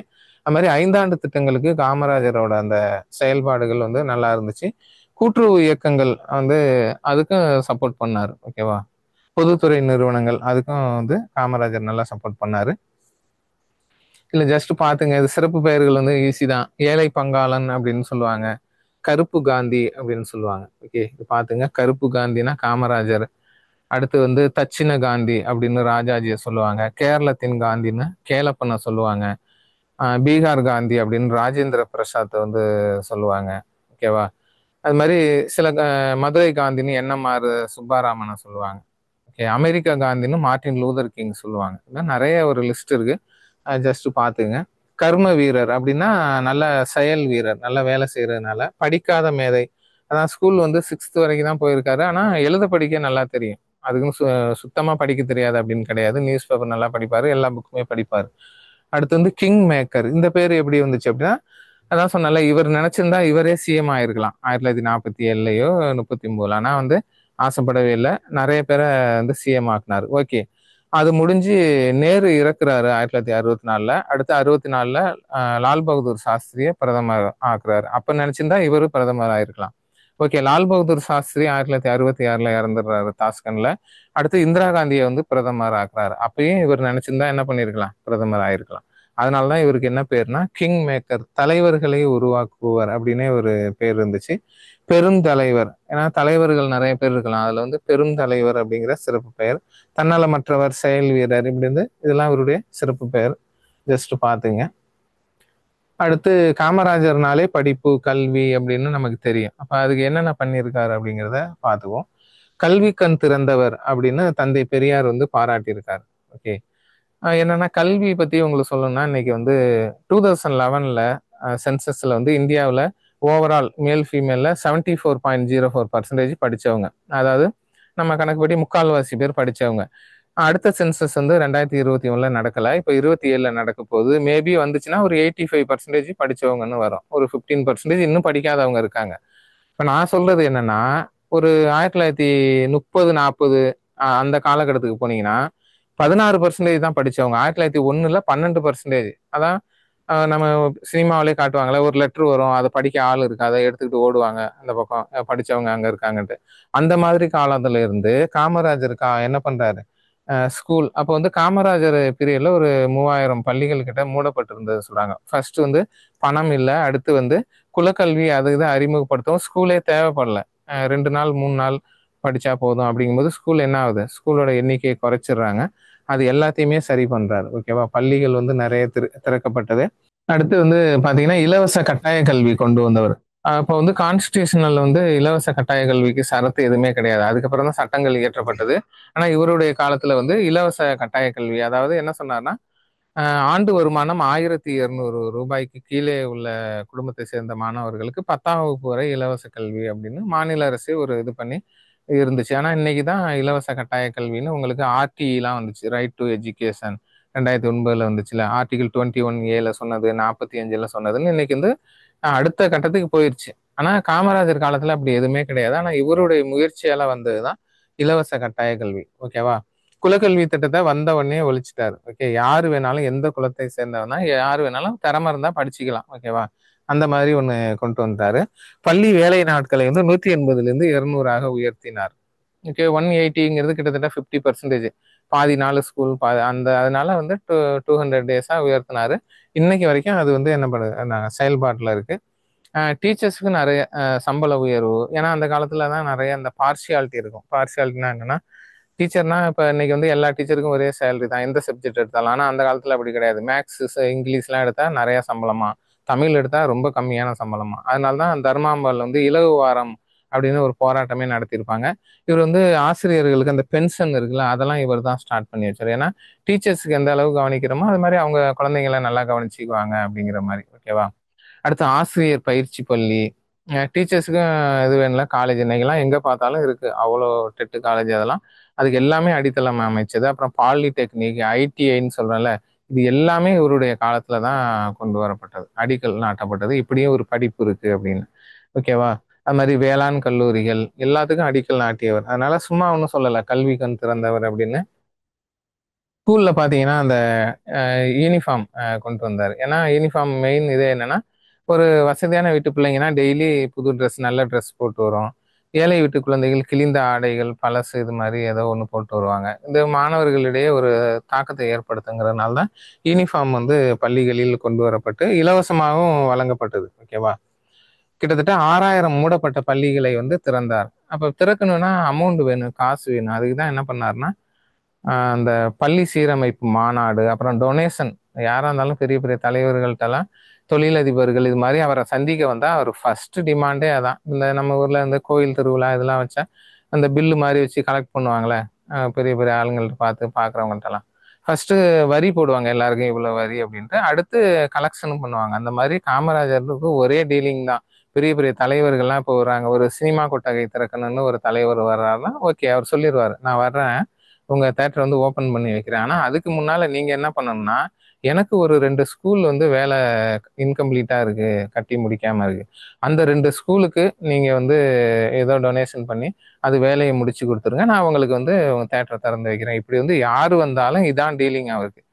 எனக்கு வந்து இந்த ஸ்கூலுக்கு இது செஞ்சு கொடுங்க, இந்த இது பண்ணுங்க அப்படின்ட்டு பல கோடிக்கணக்கான ரூபாய் வந்து நன்கொடையா வாங்கியிருக்காரு. அவருடைய நினைப்பு எல்லாமே அந்த ஸ்கூல்ஸ் இது மேலேயே இருந்திருக்கு. ஓகேவா. நிறைய அந்த காமராஜர் மூவி எல்லாம் இருக்கு, அதுலயும் நிறைய காட்டுவாங்க. ஒரு ஒரு ரயில்வே ட்ராக் வழியா போவாரு. அப்ப ட்ரெயின் வரும், அங்க நிப்பாரு. ஒரு சின்ன பையன் மாடு மேய்ச்சிக்கிட்டு இருப்பான். அவனை கூப்பிட்டு ஏன் ஸ்கூல் போகலன்னு கேட்கும்போது, எனக்கு வந்து ஸ்கூலுக்கு போனா சாப்பாடு யாரு கொடுப்பா, சாப்பாடு கொடுப்பாங்களா அங்க, நான் வெறும் பசியில் எப்படி படிக்க முடியும் அதுன்னு சொல்லும்போது ஒரு சின்ன வயசு ஞாபகம் வந்துடும். ஓகே, நம்மளும் வந்து ஸ்கூலில் பசிக்குமே, நம்ம என்ன பண்ணோம் அப்படின்னு நினச்சிட்டு தான் என்ன பண்ணுவார்னா மதிய உணவு திட்டத்துக்கு அவர் அடிக்கல் நாட்டுறாரு. மதிய உணவு திட்டம்னா குறிப்பிட்ட பள்ளிகள் கிடையாது, தமிழ்நாடு ஃபுல்லாகவே இம்ப்ளிமெண்ட் பண்ணிடுவார் மதிய உணவு திட்டத்தை. அவ்வளோ நிதி நெருக்கடியில் அதில் வந்து பார்த்தீங்கன்னா இன்னும் 1956 ஒரு பஞ்சம் வேற ஏற்படும். அப்போ வந்து ரொம்ப அரசாங்கம் திணறிடும். அமெரிக்காவிலேருந்து மக்காச்சோளத்தை இறக்குமதி பண்ணி அதை கொடுத்து அட்ஜஸ்ட் பண்ணி இது பண்ணியிருப்பாங்க. ஏன்னா திட்டத்தை நிறுத்தக்கூடாதுல்ல, ஃபண்டு இல்லைன்னு. அந்த மாதிரியெல்லாம் கஷ்டப்பட்டு தான் இன்னைக்கு வந்து மதிய உணவு திட்டம் சத்துணவு திட்டமா எம்ஜிஆர் காலத்துல மாறி, அப்புறம் கலைஞர் வந்ததுக்கு அப்புறம் முட்டை, இன்னைக்கு ஃப்ரூட்ஸ் அப்படின்னு இன்னைக்கு பெரிய அளவுல போய் அடுத்து காலை உணவு திட்டமும் வந்துருச்சு. இதுல என்ன ஒரு பியூட்டின்னா, இது எல்லாமே தமிழ்நாடு முன்னோடி தான். மதிய உணவு திட்டம், சத்துணவு திட்டம், காலை உணவு திட்டம் தமிழ்நாடு கொண்டுட்டு வரும். அதை பார்த்து மற்ற மாநிலங்கள் காப்பி அடிச்சு அவங்களும் கொண்டு வந்துருவாங்க. இப்போ வந்து விடியல் பயண திட்டம் தமிழ்நாடு கொண்டு வந்துச்சு, ஆந்திரான்னு எல்லாருமே டெல்லி எங்க பார்த்தாலும் அந்த திட்டம் வந்துச்சு. இப்படி வந்து பல திட்டங்களுக்கு முன்னோடியே தமிழ்நாடு மாநிலம் தான். அப்பயே அதுக்கு வந்து காமராஜரும் ஒரு காரணமா இருந்திருக்காரு. ஓகேவா? அடுத்து பாத்தீங்கன்னா இது கேட்டிருக்காங்கம்மா, 1956 மதிய உணவு திட்டம் எங்கு தொடங்கப்பட்டதுன்னா எட்டயபுரத்துல. ஓகேவா? சத்துணவு திட்டம்னா 1982. இது ஒரு பேசிக்கான விஷயம் உங்களுக்கு தெரிஞ்சிருக்கணும். ஜூலை 15 வந்து இவருடைய பிறந்த நாள், கல்வி வளர்ச்சி நாளாக கொண்டாடப்படுகிறது. இது அவங்களுக்கு நல்லாவே தெரியும். பள்ளி சீரமைப்பு மாநாடுன்னு நடத்தி பள்ளிகளுக்கு இந்த இலவச அடிப்படை பொருள் வேணும்ல. அந்த காலத்துல ஸ்கூல்லாம் பாத்தீங்கன்னா சாக் பீஸ் கூட இருக்காதான் எழுதுறதுக்கு, போர்டு இருக்காது, மரத்தடியில வச்சு நடத்துவாங்க. எந்த உபகரணம்லாம் இருக்காது, சேர் பெஞ்ச் இருக்காது ஆசிரியர்களுக்கு. இப்படியெல்லாம் ஒரு காலகட்டம். ஓகேவா? 1992 வந்து கரும்பலகை திட்டம்னு ஒன்று கொண்டு வந்தார். அந்த திட்டத்துல வந்து அடிப்படை வசதி எல்லாம் செஞ்சு கொடுத்துருப்பாங்க, கவர்மெண்டே செய்யும். ஆனால் காமராஜர் காலத்துல என்ன பண்ணும், டொனேஷன் மாதிரி வாங்கினாங்க. ஓகேவா? தெருதோறும் தொடக்கப்பள்ளி, ஊர்தோறும் உயர்நிலை பள்ளி. அந்த காலத்துல அப்படிதான் இருந்துச்சு. ஒரு ஒரு +2 எல்லாம் படிக்கணும்னா 10 கிலோமீட்டராவது நீங்க நடந்தோ இல்லை சைக்கிள்லயே போகணும். ஏன்னா வந்து அவ்வளவு தூரத்துல தான் ஒரு மேல்நிலை பள்ளியே இருக்கும். காலேஜ்னா வீட்டை விட்டே போயிடணும், ஹாஸ்டல்ல போய் தங்கணும்.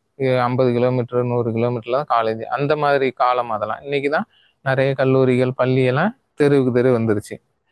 அது பாலிடெக்னிக் காலேஜ் அது மாதிரி ஒவ்வொரு டிஸ்ட்ரிக்ட் கொண்டு வந்தது, இது மாதிரி நிறைய பண்ணியிருக்காரு. ஓகேவா? அடுத்து தொழிற்சாலைகள் அப்படின்னு பார்க்கும்போது நிறைய தொழிற்சாலைகள் காமராஜர் காலத்துல தொடங்கப்பட்டது. பர்டிகுலரா bell, Bharat electronic heavy limited சொல்லுவாங்கல்ல, பெல் ட்ரிச்சியில் ஆரம்பிப்பாங்க. இப்போ ஆரம்பிச்சாங்க. இப்போ இன்னைக்கு வந்து ராணிப்பேட்டையிலையும் இருக்கு. ட்ரிச்சி அண்டு ராணிப்பேட்டையில பெல் தொழிற்சாலை இருக்கு. அப்போ காமராஜர் பீரியட்ல தான் பெல் தொழிற்சாலைக்கு தமிழ்நாடு ஃபுல்லாக இடம் தேடிட்டு போயிட்டு எங்கேயுமே இடம் இல்லை, திருச்சியில கூட இடம் இல்லை அப்படின்லாம் சொல்லுவாங்க. அப்போ காமராஜர் என்ன சொல்லுவாரு, திருச்சியில திருவெரும்பூர் பக்கம் போய் பார்த்தீங்களா, அந்த இடம் கரெக்டாக இருக்குமே அப்படின்னா, இல்லை நாங்கள் போகலைன்னாங்க. இல்லை அங்கே தண்ணி வசதி இருக்காது அப்படின்னு அவங்க சொல்றாங்க அந்த குழு. இப்போ காமராஜர் என்ன சொல்றாரு, இல்ல இல்ல காவேரி அங்க தானே போகுது, ஒரு பைப்பு போட்டு தண்ணி எடுத்துக்கலாம், திருவெரும்பூர் கரெக்டா இருக்குன்னு யதார்த்தமா சொல்லி அதுக்கப்புறம் போய் அவங்க அந்த குழு பார்த்துட்டு அந்த திருச்சி பெல் தொழிற்சாலை அப்படி வந்தது. யதார்த்தமா அவர் சொன்னதுதான், அங்கதான் காவேரி இருக்க, தண்ணி எடுத்துக்கலாம், போய் பாருங்க அப்படின்னு சொன்னார். இது மாதிரி நிறைய யதார்த்தமான ஒரு அறிவு வந்து நிறைய இடத்துல பயன்பட்டிருக்கு. அந்த பெல் தொழிற்சாலையிலேருந்து என்எல்சி, நெய்வேலி லிக்னைட் கார்பரேஷன், 1956 நெய்வேலியில ஆரம்பிக்கப்பட்டது. அதன் பிறகுதான் தொழிற்சாலைகள் பெருகியது, மின்சார உற்பத்தியும் அதிகமானது. ஓகேவா? உங்களுக்கு தெரியும் லிக்னைட்ங்கிறது ஒரு வகை நிலக்கரியோட. மெட்ராஸ் ஐஐடி, அவருடைய காலகட்டத்தில் மெட்ராஸ் ஐஐடி தொடங்கப்பட்டது. ஆவடி அப்படின்னு சொல்லுவாங்கல்ல, armoured vehicles and ammunition depot of இந்தியான்னு சொல்லிட்டு கனரக தொழிற்சாலைகள் இராணுவத்துக்கு தேவையானதை தயாரிக்கிறது ஆவடியில நிறுவப்பட்டது. இந்துஸ்தான் போட்டோ ஃபிலிம்ஸ் ஃபேக்ட்ரி, அந்த காலத்துல எல்லாம் அந்த போட்டோ ஃபிலிம்ஸ் வந்து நிறைய தேவைப்படும். ஏன்னா மூவிலாம் நம்ம பார்த்துருப்போம், அந்த போட்டோ ஃபிலிம் தான் ரன் ஆகும். இன்னைக்கு மாதிரி கிடையாது. ஓகே, இப்பெல்லாம் சேட்டலைட்லேயே மூவி பிளே ஆகுது. அடுத்து வந்து மேட்டூர் காகித தொழிற்சாலை, அப்புறம் மேட்டூர் அணை சீரமைப்பு. மேட்டூர் அணை முன்னே கட்டிட்டாங்க, ஆனால் அதில் சீரமைப்பு எல்லாம் கொஞ்சம் பண்ணியிருப்பார், கெப்பாசிட்டியை இன்க்ரீஸ் பண்ணுறதுக்காக. அடுத்து பார்த்தீங்கன்னா சிமெண்ட் தொழிற்சாலைகள் நிறைய இடத்துல தொடங்கப்பட்டது. சர்க்கரை ஆலைகள் எல்லாம் மூடப்பட்டுருச்சு. சர்க்கரை ஆலையெல்லாம் மூடிட்டாங்க, சுகர் மில்ஸ் எல்லாம். கிண்டி அறுவை சிகிச்சை தொழிற்சாலை கருவிகள் எல்லாம் இவருடைய காலத்துல திறக்கப்பட்ட ஃபேக்ட்ரிஸ் தான். ஓகேவா? அணைக்கட்டுகளும் பார்த்துங்க, குந்தா ஆறு திட்டம், மணிமுத்தாறு அணை, மேட்டூர் அணை, வைகை டேம், பவானி, அமராவதியில ஒரு அணை வந்து இப்படி நிறைய அணைகள் வந்து இவர் கட்டியிருக்காரு. அடுத்து வந்து கே பிளான், இது இது ஒரு பிளான் வந்து இவர் பிளானா இருந்தாலும் தமிழ்நாட்டுல காமராஜர் ஆட்சி இந்த பிளானால முடிஞ்சிருச்சு. அவரு ஒரு நல்ல விஷயத்துக்காக பண்ணாரு, கட்சிக்காக பண்ணாரு. ஆனா தமிழ்நாட்டுக்கு ஒரு பேர் இழப்பானுச்சு. கே பிளான்னா என்ன ஆச்சுன்னா, 1962ல சைனா வந்து இந்தியா மீது போர் தொடுக்குது. ஒரு பெரிய விஷயமே இல்ல, பெரிய காரணமே இல்ல. போர் தொடுக்குது. இந்தியா படுதோல்வி அடையுது. இந்தியாவின் அருணாச்சல பிரதேஷ் ஃபுல்லாவே கேப்சர் பண்ணிட்டாங்க சைனா.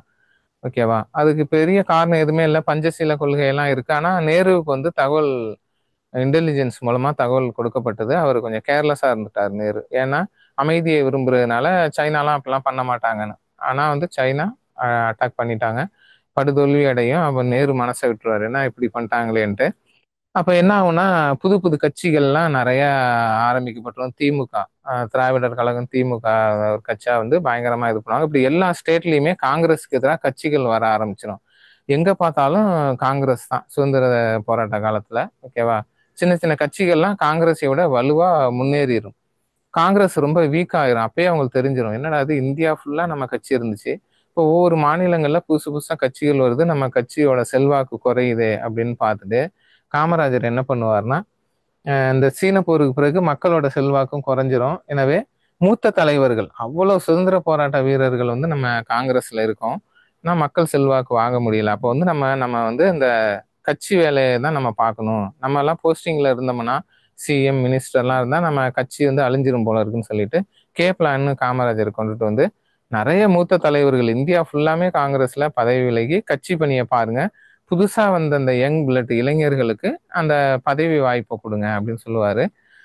அதனாலதான் காமராஜர் 1963ல சிஎம் பதவியிலேருந்து அவரே விலகிடுவாரு. அவருக்கு அப்புறம் பக்தவச்சலம் அந்த பொறுப்புக்கு வருவாரு. அதை ஒரு வருஷம் டிஎன்பிஎஸ்ல கேட்டாங்க. இது என்ன ஆகுது அப்படின்னா தமிழ்நாட்டுக்கு பெரிய இழப்பாகுது. காமராஜர் மாதிரி ஒருத்தர் பதவி விலகி கட்சி பணி செய்ய போறாரு. ஓகேவா? இப்படி வந்து இருந்தாலும் ஆட்சி மாற்றம் ஏற்படும்ல.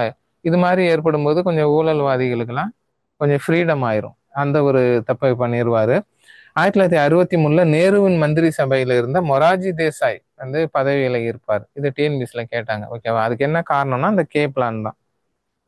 அடுத்து நான் சொன்ன மாதிரி 1964ல லால் பகதூர் சாஸ்திரியை வந்து பிரைம் மினிஸ்டர் ஆக்குறாரு. அடுத்து தாஸ்கன்ல அவர் இறந்துடுறாரு. அடுத்து இந்திரா காந்தி வர்றாங்க. அதுவும் உங்களுக்கு தெரியும், இந்திரா காந்தி வந்து எவ்வளவு திறமையா என்னென்ன பண்ணுவாங்கன்னா, இதே இந்திரா காந்தி தான் காமராஜரை கைது பண்ண ரொம்ப இது பண்ணுவாங்க, ஸ்டெப் எடுத்திருப்பாங்க. ஓகே, அந்த எமர்ஜென்சி பீரியட்ல காமராஜர் அங்கங்க தப்புற அளவுக்கு அந்த அளவுக்கு காலம் வந்து உல்ட்டா மாறிடும். ஓகே, யாரை வந்து யாரு வந்து பதவிக்கு தேர்ந்தெடுக்கிறது. அடுத்து இது அரசியல் இதெல்லாம் சகஜன்னு வச்சுங்களேன். 1967ல விருதுநகர் சட்டமன்ற தேர்தலில் காமராஜர் தோத்து போறாரு. அது உலகமே பேசப்படுகிறது. காமராஜர் வந்து ஒரு இளைஞன்ட்ட வந்து ஒரு சின்ன பையன்கிட்ட தோத்துருவார். ஓகே, சீனிவாசன் அப்படிங்கிற ஒரு இளைஞன்ட்ட தோத்துருவாரு. இது எது காட்டுதுன்னா மக்களுக்கு அரசியலுங்கிறது ரொம்ப ஆபத்தானது, மக்கள் எப்படி வேணாலும் முடிவெடுப்பாங்க அப்படிங்கிறத அப்பதான் மக்கள் எல்லாம் உணர ஆரம்பிக்கிறாங்க. அரசியலுங்கிறது அவ்வளவு ஈஸி கிடையாது அப்படின்னு. நீங்க எவ்வளவு நல்லவரா இருந்தாலும் எவ்வளவு பெரிய ஆளா இருந்தாலும் அரசியலுங்கிறது ஒரு சக்கர வியூகம் மாதிரி அப்படின்னு அப்பதான் காமராஜருக்கு தெரிய ஆரம்பிக்குது. ஓகே, அடுத்து வந்து பாத்தீங்கன்னா ஒரு இளைஞனிடம் காமராஜர் தோற்று போனார், அப்படியே தன்னுடைய மாணவனிடம் தோற்று போனார் அப்படிலாம் சொல்லுவாங்க. ஆனா பெரியார் வந்து அதை வேற மாதிரி சொல்லுவாரு. காமராஜர் தொடங்கி வைத்த பள்ளியில் படித்த மாணவன் காமராஜரை வீழ்த்தினான் அப்படின்னு சொல்லுவாங்க. ஏன்னா அப்போ ஒரு ஸ்டூடெண்டா இருந்த பையன் அவரு அவரு கட்டி கொடுத்த ஸ்கூல்ல படிச்ச பையன் அப்படின்னு சொல்லி காமராஜருக்கு சிறப்பு சேர்ப்பாங்க. அடுத்து பாத்தீங்கன்னா ப்ரீவியஸ் இயர்ல காமராஜர் பத்தி கேட்ட ஒரு சில கொஸ்டின் எல்லாமே சொல்லிட்டேன். இதுல மிஸ் ஆனது பாத்தீங்கன்னா, காமராஜர் உழைப்பால் பணியால் தன்னலம் கடந்து நின்ற தகுதியால் ஒரு உயர்ந்த நல்ல தமிழ் மகன் என கூறியவர் வந்து வாசே குழந்தைசாமி சொல்லியிருப்பாரு. பாத்துங்க, இது ஒரு 4-5 வருஷத்துல இது கேட்கவே இல்லை. காமராஜருக்கு பிறகு முதலமைச்சராக பொறுப்பேற்றவர் தான் பக்தவச்சலம். ஓகே, இது டிஎன்பிஎஸ்ல கேட்டிருக்காங்க. 1965 இந்திய எதிர்ப்பு போராட்டம் நடந்தபோது தமிழ்நாட்டின் முதலமைச்சராக இருந்தவர் பக்தவச்சலம். ஏன்னா 63ல இவர் பதவி விலகிடுவாரு அடுத்து வந்ததுனால நீங்க அப்படி கூட ஆன்சர் பண்ணிடலாம். அடுத்து 1952 தஞ்சாவூர் பண்ணையாள் பாதுகாப்பு சட்டத்தை திருத்தி சாகுபடி செய்யும் தொழிலாளிக்கு 60% பங்கு கிடைக்க ஏற்பாடு செய்தார். இதுக்கு வந்து நீங்க அந்த நில சீர்திருத்தம் உங்களுக்கு தெரிஞ்சிருக்கணும். நில சீர்திருத்தம் அப்படின்னா என்னன்னா, சாகுபடி செய்யறவங்களை ஏமாத்தி அறுவடைக்கு வர நேரத்துல நீ வயலுக்குள்ள வராத, வெளியே போன்னு சொல்லிடுவாங்க.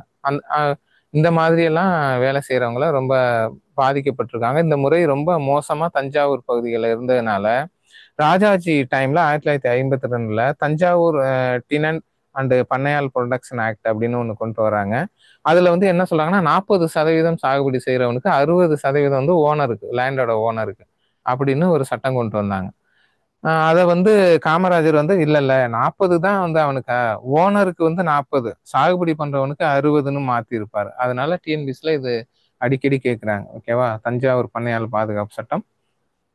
அடுத்து 1961 தமிழ்நாடு நில உச்சவரம்பு சட்டம், தமிழ்நாடு லேண்ட் சீலிங் ஆக்ட் அப்படின்னு சொல்லிட்டு ஒரு குடும்பத்துக்கு அதிகபட்சம் 30 ஏக்கர் தான் இருக்கணுங்கிறத காமராஜர் பீரியட்ல தான் சட்டம் கொண்டு வரப்படுகிறது. ஓகேவா? இது ஒரு முக்கியமான சட்டம், அவருடைய ஆட்சியில கொண்டு வரப்பட்டது. அடுத்து பார்த்தீங்கன்னா இது எல்லாமே எக்ஸாம் ஓரியன்டா உள்ள பாயிண்ட் சொன்னேன். நிறைய இதர விஷயங்கள்லாம் இருக்கு. நம்ம அது வந்து தெரிஞ்சுக்கலாம் பின்னால. உங்களுக்கு எக்ஸாம் பாயிண்ட் ஆஃப் வியூல மட்டும் ஒரு தலைவரை பத்தி தெரிஞ்சுக்கிட்டீங்கன்னா போதும். ஓகேவா? நிறைய எக்ஸ்ட்ரா விஷயம் நான் சொல்லியிருக்கேன். இறப்பு அப்படின்னு பார்க்கும்போது 2 அக்டோபர் காந்தியோட பிறந்த நாள்ல 1975 உடல்நிலை சரியில்லாம கொஞ்சம் வயசான பிரச்சனை வந்துடும். அவ்வளோ வயசாகலை, ஆனா உடல்நிலை பிரச்சனை வந்துடும் அவருக்கு. ஓகேவா? காமராஜருக்கு. இப்போ கூட ரீசெண்டாக இந்த சோசியல் மீடியாவில் ஒரு இஷ்யூ போணுச்சுல்ல, காமராஜர் வந்து ஏசி இல்லாமல் தூங்க மாட்டாரு அப்படின்னு சொன்னாங்க. கடைசியில் உடம்பு சரியில்லாமல் டாக்டர் சொன்னதுனால தான் அவர் ரூமில் ஏசி வச்சாங்களாம். இதில் என்ன ஒரு கொடுமைன்னு பார்த்தீங்கன்னா, அவர் வந்து மேரேஜ் பண்ணாமே பிரம்மச்சாரியாக வாழ்ந்தவர். அவர் நினச்சிருந்தா எப்பயே மேரேஜ் பண்ணியிருக்கலாம். ஒரு சின்ன வயசுலேயே உயர்ந்த பதவிக்கு வந்துட்டாரு. ஆனால் மக்கள் சேவை பண்ணுற அந்த இதில் கல்யாணமே பண்ணிக்கல. வாழ்க்கையே இதாக வாழல. கடைசியில் அவர் சாகும்போது 5 ட்ரெஸ்ஸு தான் இருந்துச்சு. 5 இதில் கதர் சட்டையும் ஒரு 320 ரூபா பணமும் தான் இருந்துச்சுங்கிறாங்க. அப்படி வந்து ஒரு தன்னலம் கருதாமல் வாழ்ந்த ஒரு மாமனிதர் தான் காமராஜர். நம்ம முத்துராமலிங்க தேவர் மாதிரி ஒரு சில தலைவர்கள் தான் அது மாதிரி திருமணம் பண்ணாமல் வாழ்ந்தவங்க. காந்திக்கு 4 பசங்க, ஹரிலால், மணிலால், தேவதாஸ், ராம்தாஸ், தேவதாஸ் 4 பசங்க. ராஜாஜி மேரேஜ் பண்ணாரு, நேரு மேரேஜ் பண்ணாரு. ஆனா இது மாதிரி இவர் காமராஜர் மேரேஜே பண்ணல. அவருக்கு அந்த திங்கிங்கே வரல. அப்படி வாழ்ந்த ஒரு மனிதர். ஓகேவா? அதனால தமிழ்நாடு அரசு பார்த்தீங்கன்னா மதுரை பல்கலைக்கழகத்துக்கு காமராஜர் பல்கலைக்கழகம்னு பெயர் மாற்றம் பண்ணி ஒரு சிறப்பு செஞ்சாங்க. சென்னையில் வந்து உள்நாட்டு விமான நிலையத்துக்கு ஒரு பேர் வச்சாங்க. வெளிநாட்டு இந்த இன்டர்நேஷனல் ஏர்போர்ட்டுக்கு அறிஞர் அண்ணா ஏர்போர்ட்னு பேர் வச்சாங்க. ஓகேவா? அடுத்து கன்னியாகுமரியில் வந்து மணிமண்டபம் இவருக்கு 2000 கட்டினாங்க. நாடாளுமன்றத்தில் வெண்கல சிலை இருக்கு. தேனாம்பேட்டையில் காமராஜர் அரங்கம் இருக்கு. இப்படியும் நிறைய பண்றாங்க. இன்னைக்கு கூட திட்டங்களுக்கு காமராஜர் பேர் வைக்கிறாங்க. ஓகேவா? இப்போ ஒரு லைப்ரரி கட்டிக்கிட்டு இருக்காங்க, அது காமராஜர் பேர் வைக்கிறாங்க. ஓகே, தமிழகத்துல அந்த லைப்ரரி எங்க கட்டுறாங்க அப்படின்னு நீங்க கரண்ட் அஃபேர் படிக்கிற நீங்க கமெண்ட்ல சொல்லிருங்க. ஓகேவா? அடுத்து 1976 அடுத்த வருடமே இவருக்கு பாரத ரத்னா, இந்திய மாமணி அப்படிங்கிற ஒரு உயரிய விருது, இந்தியாவின் உயரிய விருது வந்து இவருக்கு வழங்கப்படுகிறது. ஓகே, ஒரு 5-6 தமிழர்கள் மட்டுமே இந்த விருதை வாங்கியிருக்காங்க. எம்ஜிஆர் வாங்கியிருக்காரு, இவர் வாங்கியிருக்காரு, சர் சி வி ராமன், ஏபிஜே அப்துல் கலாம் வாங்கியிருக்காரு, எம்எஸ் சுப்புலட்சுமி வாங்கியிருக்காங்க. இப்படி வந்து ராஜாஜி வாங்கியிருக்காரு. ஃபர்ஸ்ட் வாங்கினது ராஜாஜி. இவ்வளவுதான் விரல் விட்டு எண்ணக்கூடிய தமிழர்கள் வாங்கிய ஒரு விருதை வந்து காமராஜர் வந்து வாங்கியிருக்காரு. ஆசிரியர்களின் சிறந்த செயல்பாட்டிற்காக பெருந்தலைவர் விருது ஸ்கூல்ல வந்து வழங்கிட்டு இருக்காங்க. ஓகேவா? இப்ப உங்களுக்கு இது வரைக்கும் தலைவர்கள் உருவாதல் ஐஎன்எம் அதுல இருந்து காமராஜர் அப்படிங்கிற ஒரு மாபெரும் பெருந்தலைவரை எடுத்து அவரை பற்றிய எல்லா விஷயத்தையும் உங்களுக்கு சொல்லிட்டேன். டிஎன்பிஎஸ்சியில் எப்படி கேட்பாங்க அப்படின்னு. ஓகே, இதை வந்து நல்லா படிச்சிங்க. ஒரு 15 தலைவர்கள் கொடுத்துருக்காங்க. அடுத்தடுத்து வர்ற தலைவர்களில் ஒரு கிளாஸ்லேயே 2 தலைவர்களாக பார்த்து கூட கவர் பண்ணிக்குவோம். ஏன்னா காமராஜர்லாம் ரொம்ப முக்கியம் அப்படிங்கிறதுனால ஒரு கிளாஸ் ஃபுல்லாக எடுத்துக்கிட்டோம். இப்படி நீங்கள் படிக்கும்போது தான் அந்த ஒரு கொஸ்டின் வந்து உங்களுக்கு மிஸ் ஆகாது. காமராஜர் பற்றி ஒரு கொஸ்டின் கேட்பாங்க, அதை வந்து நீங்கள் இவ்வளோ டெப்த்தாக படிக்கணும். ஓகேவா? இல்லைன்னா நம்ம அந்த கொஸ்டினை மிஸ் பண்ணிட்டா அப்புறம் அந்த லெசனுக்கே அர்த்தம் இல்லாமல் போயிடும். ஓகேவா? போட்டியெல்லாம் ரொம்ப அதிகமாக இருக்குது. அதனால நீங்கள் வந்து ரொம்ப கஷ்டப்பட்டு உயிரை கொடுத்து படிக்க வேண்டிய ஒரு நிலைமையில இருக்கீங்க. காலம் வந்து அந்த அளவுக்கு மாறிடுச்சு. அதனால ஃப்ரெண்ட்ஸ், நீங்கள் வந்து நம்ம சென்டம் ஆப்பை சப்ஸ்கிரைப் பண்ணிட்டு முழு மூச்சாக படிங்க. டெஸ்ட் எல்லாம் கரெக்டாக எழுதுங்க. ஓகேவா? மீண்டும் ஒரு நல்ல வீடியோவில் சந்திப்போம். உங்களிடமிருந்து விடைபெறுவது மணிகண்டன். நன்றி, வணக்கம். Centum app. You dare to dream, we care to accomplish.